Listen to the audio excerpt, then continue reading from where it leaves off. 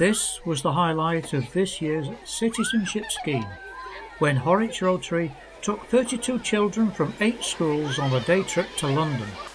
The children were accompanied by a teacher from each school, and 3 Rotarians were also making the trip. In a little over 2 hours we were in London and making our way to the tube.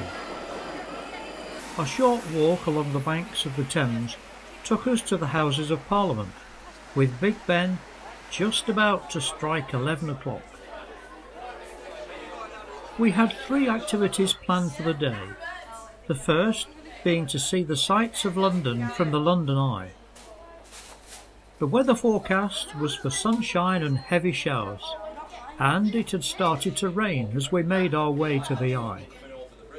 However, as you can see, it didn't spoil the view, and the visibility remained good throughout the ride.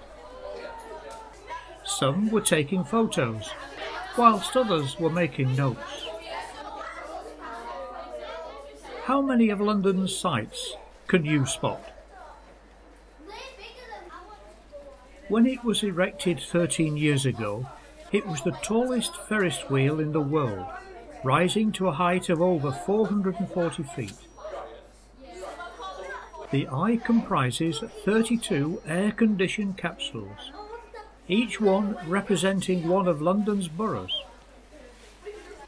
We shared 2 capsules between us, which gave us plenty of room as they were designed to hold up to 25 passengers.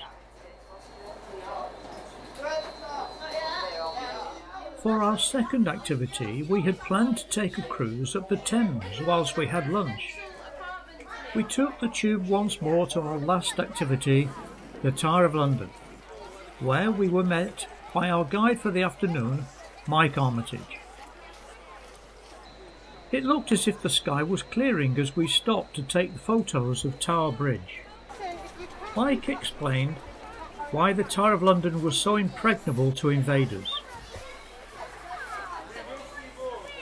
The kings and queens of the Middle Ages had been part of the children's curriculum earlier this year, and they were enthralled to see where so many of the deeds they had read about had taken place. Mike also had plenty of tales to tell, just as the children had so many questions to ask. Something interesting seemed to be happening at every turn, with soldiers or warders in uniform. The children also wanted to see the ravens and learn more of the legend that surrounds them. The children were very familiar with the deeds, or should we say misdeeds, of Henry VIII, and could name each of his wives who were executed here. They were fascinated to be so close to the actual spot where history had been created. They also wanted to know more about the princes who had also met their death here. We were certainly lucky with the weather.